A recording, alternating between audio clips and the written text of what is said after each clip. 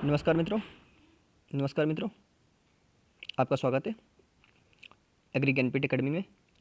और आज के दिन जो बीएससी एग्रीकल्चर लखनऊ यूनिवर्सिटी के सेमेस्टर नंबर सेकंड सेमेस्टर का जो आपका सेकंड चैप्टर है, सेकंड सब्जेक्ट का जो आज सिलेबस के अकॉर्डिंग चलेंगे तो क्या है, फंडामेंटल ऑफ प्लांट बायोटेक्नोलॉजी में आपका कहाँ तक हो चुका था, तो पॉलीसेकेराइड तक लगभग हो चुका था। आज के दिन जो lipid importance and classification, structure, property, fatty acid वगैरह, ये सारी चीज़ें हम कर लेंगे बहुत ही जल्दी। ठीक है, तो ये तीसरा वीडियो लेक्चर है। देखिएगा पहला प्रश्न क्या है। तो पहला प्रश्न है, लिपिड क्या है। लिपिड है क्या, तो लिपिड होता क्या है, बसा और तेल। लिपिड क्या होता है, बसा और तेल को ही लिपिड कहते हैं। ठीक है, बसा और तेल को लिपिड कहते हैं। फैटी एसिड का प्रमुख घटक क्या है, फैटी एसिड का क्या प्रमुख घटक है, यानी कौन सा प्रमुख घटक होता है, तो CHO ध्यान रखना, carbon hydrogen oxygen, carbon hydrogen oxygen. Question number 3 क्या कहता है, निम्नलिखित में से कौन सा लिपिड का उदाहरण है, तो कोलेस्ट्रॉल। कोलेस्ट्रॉल लिपिड का उदाहरण होता है, कोलेस्ट्रॉल। ठीक है, संतृप्त फैटी एसिड में कौन सा गुण होता है, कोई डबल बंध नहीं होता है। बहुत इंपॉर्टेंट है, ऐसे क्वेश्चन इंपॉर्टेंट है भाई साहब। ठीक है, कौन सा गुण होता है, तो कोई डबल बंध नहीं होता है, option number B. Question number 5 क्या कहता है, लिपिड का मुख्य कार्य क्या है, तो ऊर्जा का स्रोत, तो सोर्स ऑफ एनर्जी है। लिपिड क्या है, ऊर्जा का स्रोत। अगला क्वेश्चन नंबर 6, असंतृप्त, ठीक है, अनसैचुरेटेड फैटी एसिड का एग्जाम्पल क्या है, यानी असंतृप्त एसिड का उदाहरण क्या है, तो ओलिक एसिड जो है। देखो भाई, ये एग्जाम्पल इसके ध्यान रखना, असंतृप्त फैटी एसिड का एग्जाम्पल ओलिक एसिड। सब वैसे एग्जाम्पल तो कई सारे हैं, लेकिन जो सबसे इंपॉर्टेंट एग्जाम में आने लायक है ओलिक एसिड। देखो, एग्जाम में कोई चीज़ आती है तो उसका एक लॉजिक होता है, ऐसे नहीं रैंडम उठा के पूछ दी जाएगी। वो बहुत इंपॉर्टेंट चीज़ होती है। बड़े बड़े एग्जाम ऐसे होते हैं जिसमें जो चीज़ बहुत इंपॉर्टेंट होती है वही आती है। वैसे तो पूछने का तो क्राइटेरिया ही नहीं है, पता नहीं कहाँ से क्या पूछते हैं, लेकिन आप सबसे पहले उस पर कमर कसिएगा जो बहुत इंपॉर्टेंट है। जो नहीं आता होगा वो किसी को नहीं आता होगा, मैक्सिमम लोगों को नहीं आता होगा। ठीक है, तो फिर क्यों चिंता कर रहे हो। और अगला है, लिपिड का सामान्य रासायनिक संगठन क्या होता है, क्या होता है, तो CHO। बहुत लिपिड में CHO को ध्यान रखना, इनको साथ में छोड़ना ही मत, CHO। ठीक है, कार्बन हाइड्रोजन ऑक्सीजन। लिपिड और प्रोटीन के संयोजन को क्या कहते हैं, तो लिपोप्रोटीन कहते हैं, लिपोप्रोटीन कहते हैं। अगला क्वेश्चन, ट्राइग्लिसराइड में कितने फैटी एसिड जुड़े होते हैं, तो 3 फैटी एसिड जुड़े रहते हैं, 3 डायरेक्ट पूछ लेगा। लिपिड का सबसे सामान्य प्रकार कौन सा होता है, तो मोनोसेकेराइड होता है। कौन सा सामान्य प्रकार, सॉरी, ट्राइग्लिसराइड होता है, ट्राइग्लिसराइड। क्वेश्चन नंबर 11 क्या है, लिपिड का मुख्य उपयोग क्या है, मुख्य उपयोग क्या है, ऊर्जा का भंडारण करता है, ऊर्जा का भंडारण। तो ऊर्जा का भंडारण लिपिड।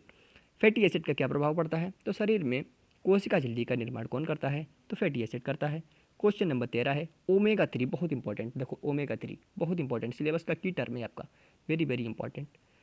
ओमेगा 3 एसिड का स्रोत क्या है, तो मछली का तेल। मछली का तेल ओमेगा 3 में पाया जाता है।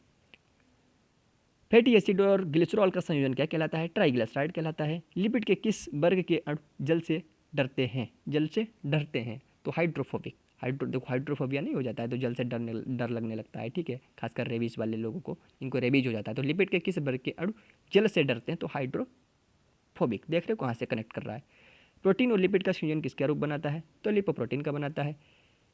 कौन फैटी एसिड का प्रकार है, तो देखो, ब्यूटारिक एसिड कोई फैटी एसिड तो थोड़ी ना है। पेंटानिक एसिड कहाँ से आ गया, ठीक है, सल्फ्यूरिक एसिड ये थोड़ी ना होगा। तो स्टीयरिक एसिड जो होता है वो एक फैटी एसिड का एग्जाम्पल होता है। ठीक है, अगला क्वेश्चन है, लिपिड के जैविक कार्य में क्या, मतलब लिपिड के जैविक कार्य में से क्या है, तो लिपिड का कौन सा ऐसा जो काम है जो जैविक कार्यों में आता है, तो हार्मोन का उत्पादन। ठीक है, तो ये जैविक कार्य का कार्य है। रक्त का संचार ये होगा नहीं, पाचन वो तो डाइजेस्टिव सिस्टम से संबंधित हो जाएगा। श्वसन की क्रिया ये भी नहीं होगी, रेस्पायरेशन से संबंधित हो जाएगा। ठीक है, तो हार्मोन का उत्पादन ही जैविक क्रिया से संबंधित है। अगला है, असंतृप्त फैटी एसिड की संरचना कैसी होती है, तो 2 या 3, 2 या 2 से अधिक डबल बॉन्ड, 2 या 2 से अधिक डबल बॉन्ड। तो 19 नंबर का ऑप्शन नंबर सी। अगला क्वेश्चन है भाई 20 नंबर, लिपिड की संरचना में प्रमुख रूप से क्या होता है, तो क्या होता है लिपिड की संरचना में प्रमुख रूप से, तो ग्लिसरॉल और फैटी एसिड होते हैं, ग्लिसरॉल और फैटी एसिड होते हैं। लिपिड का किस प्रकार के यौगिक का निर्माण होता है, ठीक है, किस प्रकार के, तो बता चुका हूँ, हाइड्रोफोबिक। लिपिड का एक उदाहरण क्या है, तो कोलेस्ट्रॉल भाई बहुत खतरनाक चीज़ होती है। हालांकि 2 प्रकार के होते हैं। ठीक है, कौन सा बढ़िया कौन सा खराब, ये आपको एक वीडियो लेक्चर में सेपरेट करके बता दिया जाएगा। अगला है 23 नंबर क्वेश्चन, निम्न में से कौन सा एक असंतृप्त फैटी एसिड है, तो ओलिक एसिड। ओलिक एसिड बार बार आ रहा है, बहुत इंपॉर्टेंट है। ट्राइग्लिसराइड का प्रमुख कार्य क्या है, तो ट्राइग्लिसराइड का प्रमुख कार्य क्या है भाई, ये क्या है, मोनोसेकेराइड, डाइसेकेराइड, ये जितनी भी हैं तो ये सब एनर्जी से ही संबंधित है, तो ऊर्जा का संचय करना ट्राइग्लिसराइड का प्रमुख कार्य है। ठीक है भाई, अगला क्वेश्चन है लिपिड किस प्रकार से कोशिका झिल्ली का निर्माण करते हैं? तो फास्फोलिपिड्स के रूप में। किस रूप में? फास्फोलिपिड के रूप में कोशिका झिल्ली का निर्माण करते हैं। कौन भाई? Lipid. Question number 26 fatty acid का मुख्य कार्य क्या होता है? तो ऊर्जा का भंडारण करते हैं। लिपिड और प्रोटीन के संयोजन से क्या होता है? देखो बार बार आ रहा है लिपोप्रोटीन। लिपोप्रोटीन बहुत इंपॉर्टेंट है। अगर एग्जाम में ऑप्शन में भी लिपोप्रोटीन दिख जाए तो आंख मीच के मारना भाई, वही सही निकलेगा, क्योंकि आपके सिलेबस का की टर्म है। ठीक है, तो लिपोप्रोटीन हो गया। 28 लिपिड में किस प्रकार के कण होते हैं? तो कोई नहीं, सॉरी हाइड्रोफोलिक, मतलब ऑप्शन नंबर डी इसमें दिया है, थोड़ा छूट गया है, ऊपर लिख देना चाहिए था, कोई नहीं। ठीक है, तो थोड़ा टाइपिंग मिस्टेक हो जाती है। हाइड्रोफिलिक और हाइड्रोफोबिक पूंछ। ठीक है, हाइड्रोफोलिक और हाइड्रोफोबिक पूंछ। देखो बार बार हाइड्रोफोबिक आ रहा है तो समझ लो वही है। ठीक है, अगला है 29 नंबर संतृप्त फैटी एसिड का उदाहरण क्या है? तो stearic acid. Stearic acid lipid में, क्वेश्चन नंबर 30 है कि लिपिड में शामिल नहीं होता है। क्या शामिल नहीं होता है? तो प्रोटीन नहीं शामिल होता है, बाकी फैटी एसिड भी होते हैं, कोलेस्ट्रॉल भी होता है, फास्फोलिपिड्स भी होता है, बट प्रोटीन नहीं होता है। अगला है 31 नंबर लिपिड का कार्य क्या होता है? लिपिड का कार्य ऊर्जा का संचयन करना होता है, बी नंबर हो जाएगा। फास्फोलिपिड का प्रमुख कार्य क्या होता है? क्वेश्चन नंबर 32 कह रहा है कि फास्फोलिपिड का मुख्य कार्य क्या है? तो फास्फोलिपिड का मुख्य कार्य कोशिका झिल्ली का निर्माण करना होता है। कोशिका झिल्ली का निर्माण करना किसका काम होता है? तो फास्फोलिपिड का। अगला क्वेश्चन नंबर 33 लिपिड किस प्रकार से शरीर में संग्रहित होते हैं? तो किस प्रकार से पूछा है? तो बसा कोशिकाओं में।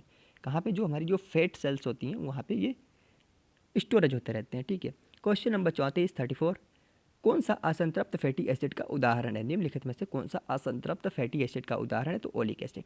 बार बार आ रहा है ओलिक एसिड। लिपिड का कौन सा घटक हाइड्रोफोबिक होता है? तो कौन सा घटक होता है? तो भाई पूंछ, कुत्ते ने पूंछ मार दी तो रेबीज हो गया। ठीक है, तो इस तरीके से ध्यान रख सकते हैं। और अगला है प्रोटीन और लिपिड के संयोजन से क्या बनता है? फिर वही क्वेश्चन। ठीक है, लिपिड के अणु में कौन सा प्रमुख बंध होता है? तो एस्टर बंध। एस्टर बंध, ये क्वेश्चन मुझे लगता है कि हुआ आ सकता है। एस्टर बंध भले ही डायरेक्ट ना आए पर एस्टर बंध से पूछेगा, तो भाई एस्टर बंध ध्यान रखना। एस्टर बंध ऑप्शन नंबर सी के साथ जाएगा 37 का क्वेश्चन। अगला लिपिड में किन तत्वों का प्रमुख योगदान? देखो आ गया CHO, carbon hydrogen oxygen. Triglyceride का रासायनिक संरचना कैसी होती है? कैसी होती है भाई? तो एक ग्लिसरॉल अणु और 3 फैटी एसिड। एक ग्लिसरॉल अणु और 3 फैटी एसिड। अगला क्वेश्चन नंबर 40 लिपिड के संचयन के लिए कौन सा अंग प्रमुख भूमिका निभाता है? संचयन के लिए कौन सा भूमिका निभाता है? तो क्या होगा? यकृत होगा। ऑप्शन नंबर ए के साथ जाइए। क्वेश्चन नंबर 41 लिपिड का एक प्रकार जिसे शरीर के लिए आवश्यक नहीं माना जाता है वह क्या है? बताया था कोलेस्ट्रॉल बहुत खतरनाक होता है, ये आवश्यक को मानेंगे भाई, बहुत खतरनाक होता है। असंतृप्त फैटी एसिड थोड़ा अच्छा होता है। देखो संतृप्त होता है एक असंतृप्त, दोनों में अपनी कुछ खासियतें हैं, कुछ पॉजिटिव हैं कुछ नेगेटिविटी हैं, लेकिन कोलेस्ट्रॉल भाई हार्ट अटैक का कारण बनता है।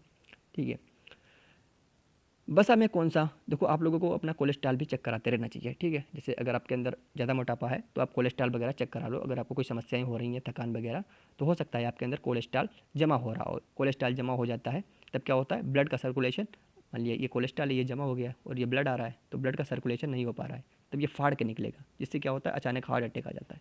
ठीक है, तो कोलेस्ट्रॉल का चेक कराते रहिएगा। बसा में कौन सा तत्व मुख्य होता है?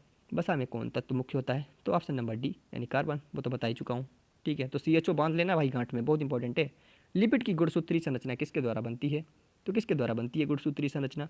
तो ए और बी दोनों द्वारा, यानी फैटी एसिड और ग्लिसरॉल। क्वेश्चन नंबर 44 क्या कहता है भाई? निम्नलिखित में से कौन सा लिपिड का गुण है?